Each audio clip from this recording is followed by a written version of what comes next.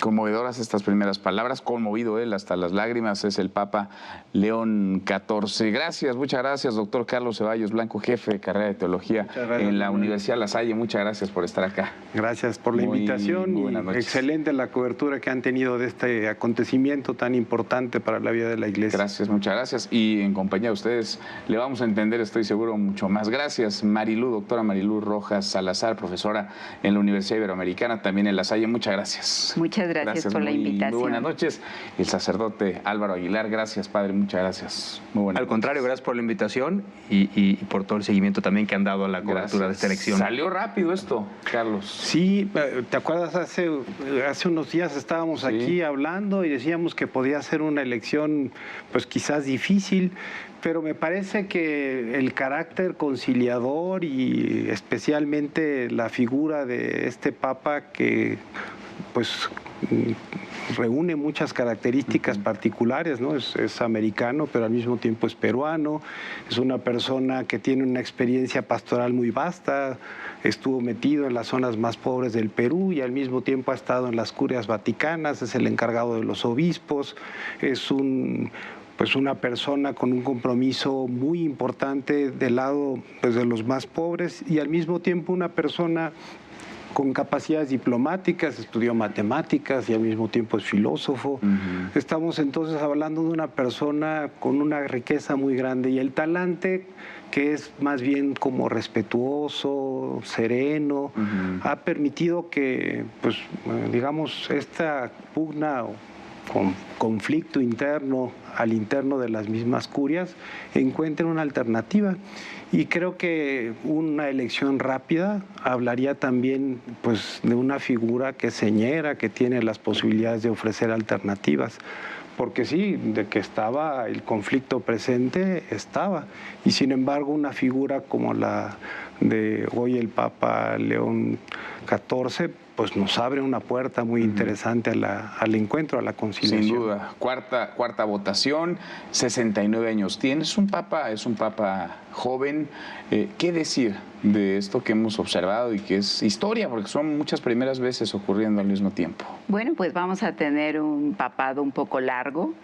No los 12 años de Francisco, sino también una extensión mayor. Es un papa joven, es un papa religioso también, que coloca una transición entre la figura del Papa Francisco y justamente los que hemos estudiado la historia de la Iglesia sabemos que el talante de los religiosos son disciplinados, con una espiritualidad específica. Él es hijo de San Agustín, entonces eso marca también un talante doctrinal. Realmente los cardenales hicieron su trabajo, pensaron bien en una figura que cree un puente, una dialéctica entre el sur de América Latina y Norteamérica.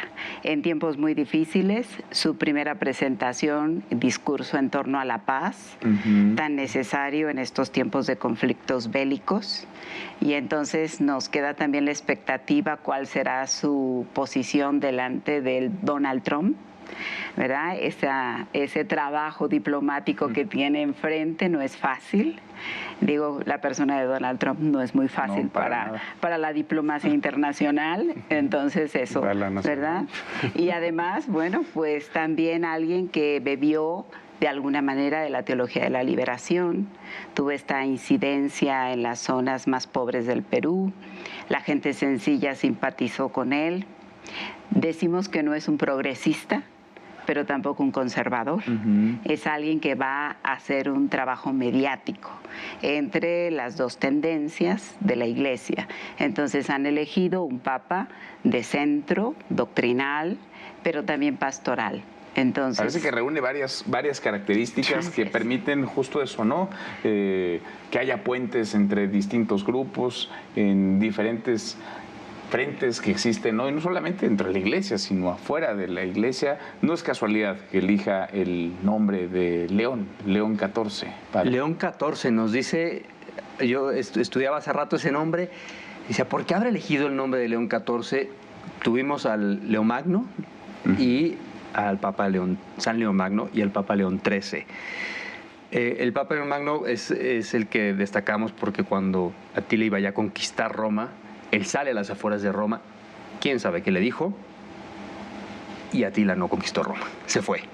Entonces nos habla de un hombre que es valiente, nos habla de ese sentido de valentía, de atrevimiento. Pero quizá el más cercano es León XIII, que es también, con su famosa encíclica Rerum Novarum, las cosas nuevas, quien abrió todo este mundo a la doctrina social de la Iglesia, a toda la parte que existía en ese momento de la tecnología. Un papa que abrió, o sea, que a la vez que abrió muchos temas, fue consistente con la doctrina católica. Veremos cuál fue el motivo después, más adelante, y seguramente él nos lo contará. ¿Por qué escogió el nombre de León? ¿Por qué escogió? No llegó como uno de los favoritos. Vaya, sí se menciona su nombre, pero no era uno de los más mencionados. Digamos que no estaba entre los 5, pero sí entre los 20, sí, por decirlo de alguna manera. Y pues a mí siempre me han dicho, hay un dicho famoso que dice, el que entra papa sale cardenal. Y aquí en este cónclave se cumple todos los 5 favoritos que hablamos del cardenal Pietro Parolin, del cardenal Tagle y otros más que había. Cada quien tenía sus candidatos, incluso las casas de apuestas andaban diciendo que hay aquí y allá. Y al final sale alguien que como decía, pues los cardenales pues sí se metieron a escoger muy bien, digo, obviamente iluminados por el Espíritu Santo, pero también cuentan con la humanidad de un hombre que tiene una experiencia tanto pastoral como académica, con un perfil increíble, hasta es doctor en Derecho Canónico. Ahora, esto querría decir que aprovecharon, digamos, estos días previos al cónclave, ¿no? Que no solamente llegaron al cónclave a tomar ahí decisiones, a votar, a que quizás los grupos chocaran o cada quien tuviera a su favorito, a su candidato, sino que aprovecharon los días previos para escucharse, para sopesar perfiles, trayectorias, porque en efecto, con lo que describen ustedes, es un perfil muy, muy completo para liderar la Iglesia Católica. Definitivamente, y yo creo que este tiempo previo fue clave porque justo en estos colegios cardenalicios, pues mucho del camino era precisamente encontrarse, dialogar, porque bueno, los cardenales se reúnen cada 3 años, entiendo, ¿no? Y realmente... Bueno, él no era ni cardenal hace 3 años. Ah, no, claro. No era todo. Pues, de hecho, es impresionante cómo Francisco lo fue metiendo a las curias, ¿no? Sí.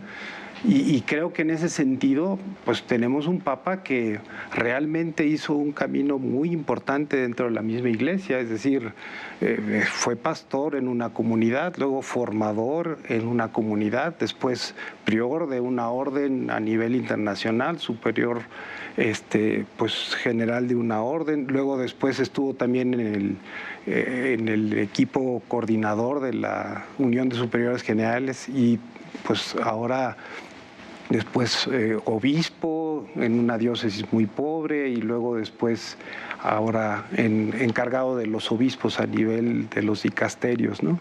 Y creo que el signo que da el Papa con este nombre es muy importante. La Rerum Novarum es un texto que fue señero porque estaba justamente viviendo la Iglesia y en general la sociedad un conflicto muy fuerte después de la Revolución Industrial. Y creo que pues una iglesia comprometida en la sociedad es la propuesta fundamental, una iglesia más social y con él pues empieza toda una reflexión sobre el compromiso de la iglesia frente a la sociedad y frente a la justicia social. Y precisamente sobre eso, ¿dónde están hoy los retos de la iglesia? ¿Cuáles son, digamos, porque es muy vasta, digamos, y la Iglesia Católica ha venido lejos de lo que ha ocurrido con otras que han perdido feligreses, ha venido aumentando, ha venido creciendo, particularmente sí en América Latina, en Asia, pero sobre todo en África? ¿Qué retos enfrenta la Iglesia? Bueno, hay varios retos, ¿no? Que ya los dejó perfilados el anterior Papa. El Papa Francisco dejó unos retos muy específicos. Uno es el asunto de la migración. ¿Verdad? Y me parece que el actual Papa electo, el recién Papa electo, va a continuar o tiene el reto de dar continuidad en respuesta un poco contraria, repito, a Donald Trump en sus políticas migratorias. Entonces ahí realmente creo que tiene una palabra profética que emitir. Luego un segundo reto importante son las juventudes, ¿no? Cómo responder a esta era digital, a esta era de la inteligencia artificial, con una tradición de fondo Me parece que ese sería el segundo reto. Y un tercer reto, pues, están las diversidades sexuales, las comunidades LGBTIQ, que también es un tema que se quedó ahí en el tintero. Y un cuarto tema importantísimo también es el lugar de las mujeres en la iglesia. Que les dio mucho más, digamos, juego el Pues sí, Papa no. Francisco. O sea, sí hubo un inicio de abrir un camino hacia el reconocimiento de las mujeres en ciertos sectores de decisión, en los dicasterios, en la gubernatura del Vaticano, en fin. Pero falta el tema de los ministerios ordenados. Y es que es muy interesante ver que la Iglesia Católica es la única que no tiene ministerios ordenados femeninos. Sí, y esto nos separa del ecumenismo, ¿no? Porque la Iglesia luterana, metodista, anglicana, presbiteriana tienen ordenación de mujeres y la Iglesia Católica no. Entonces, este es un reto y hay todo un movimiento al interior también de la Iglesia de mujeres que están pidiendo el reconocimiento de estos ministerios. Y ese ha sido un tema que distintos papas han ido dejando a lo largo de la historia. Entonces, y un tema delicado. Otro asunto pendiente, en quinto lugar, yo diría también la moral sexual de la Iglesia, que es un asunto que está ahí siempre latente, pero que está también como un reto para estos tiempos. Y los casos de denuncia de abuso sexual. Y el tema del dinero, ¿no? También. Bueno, los dineros no es cosa menor, ¿verdad? Una banca vaticana que no está muy próspera y bueno, pues ahora con el asunto de los aranceles también. Además, eso más lo que se acumule, padre. Bueno, creo que son retos muy grandes. Muchos, yo creo que el Papa Francisco ya nos dejó un buen camino, abrió varias ventanas que creo que se debe seguir por ahí. Y no solo el Papa Francisco, creo que si nos vamos un poco hacia atrás, hacia San Juan Pablo II, el mismo Benedicto XVI, hay un camino de continuidad en todo. Y si nos vamos un poco más atrás, también el mismo Concilio Vaticano II ya pide una iglesia abierta con diálogo. Creo que el Papa Francisco lo lanza mucho, tiene un documento muy bonito que se llama Evangelii Gaudium, el primero que saca en su pontificado, donde dice qué es lo que realmente necesita la iglesia, una iglesia abierta a todos. Pero también creo que no debemos caer en el riesgo de una iglesia ideologizada, sino más bien una iglesia a ver a todos como hijos de Dios y acoger a todos. Ese creo que debe ser el sentido. Luego está toda la parte doctrinal que siempre hay que seguir, y hay que entender mucho que dentro de la Iglesia Católica pesa sí mucho la Escritura, pero también la tradición.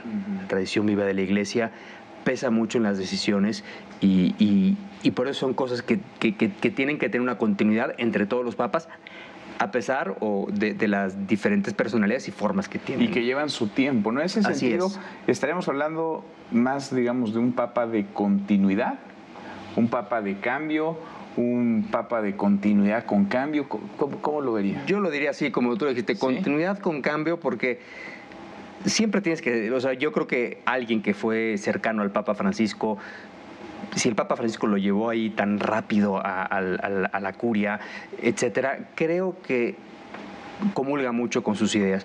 Pero por otra parte, él también tendrá su nuevo aporte. No podemos pretender que sea una fotocopia del Papa Francisco. Tendrá cosas muy similares y habrá cosas que él hará su propio aporte. Bueno, lo menciona, de hecho, ¿no? En este primer mensaje que da desde el balcón. El mensaje a mí se me hizo muy interesante. Varias cosas fueron muy importantes. Primero, la insistencia sobre el trabajo en favor de la paz, ¿no? Un clamor que yo creo que es universal en este momento, con la violencia ramplante que está atravesando todo el mundo, las guerras que están amenazando, pues, de muchas maneras, pues, la seguridad y la paz en el mundo. Y yo creo que ese mensaje fue fundamental, ¿no? Otro elemento que creo que, pues, marcó mucho este primer mensaje fue como hacer patente la importancia del trabajo en favor de la justicia, de la atención a los más pobres, a las personas que se encuentran, decía él en su mensaje, sufriendo las consecuencias de toda esta situación que se vive. Y al interno de la Iglesia nos dice, somos discípulos, somos misioneros, retoma una expresión pues de Aparecida y después del sínodo, la sinodalidad. Y en ese sentido, este Papa está diciendo, él fue el encargado de este sínodo, está diciendo, vamos a continuar en este proceso sinodal, vamos a seguir haciéndonos preguntas como Iglesia para ver cómo responder hoy a las necesidades. ¿Lo ves igual que el padre? ¿Un cambio con cierta continuidad, una continuidad con cierto cambio? Una continuidad y además una profundización, ¿no?, de pues muchas cosas que todavía quedaron en proceso, ¿no? Un pontificado corto con muchas ideas nuevas, y yo creo que ahorita el proceso será pues precisamente terminar de asentar, de aclarar. Por ejemplo, la figura de León XIII pues fue señera porque logró marcar un rumbo a la Iglesia en un cambio muy importante de la sociedad. Creo que así tendrá que ser este nuevo Papa. Marilu, ¿así lo ves o cómo lo ves? Yo lo veo más bien como continuidad con permanencia. No lo vería yo, y espero equivocarme, continuidad con cambio. Yo diría que una continuidad permanente, segura, con un mayor énfasis doctrinal. Para algunos será cuestionado porque no avance rápido, y por algunos otros será cuestionado porque va demasiado lento o va muy rápido para otros, ¿no? Dependiendo. Me parece que es un énfasis de profundidad y de continuidad, que no está mal. Nos podría haber ido peor. Nos podría haber ido. Pues con esa nos quedamos. Padre, qué gusto y gracias. Muchas gracias por estar con nosotros. Al contrario, gracias por el espacio y saludos. Muchas gracias. Marilu, muchas gracias. Muchas gracias. Gracias, Carlos. Muchas gracias. Muchísimas gracias. Y qué lujo escucharlos. Gracias por ayudarnos a entender esto que tiene símbolos, tiene muchos años, tiene toda una historia, una tradición, y es más vigente y lo vemos, es más real, está más vivo que nunca. Gracias, muchísimas gracias. Gracias por vernos. Acá nos encontramos mañana. Pásenla muy bien.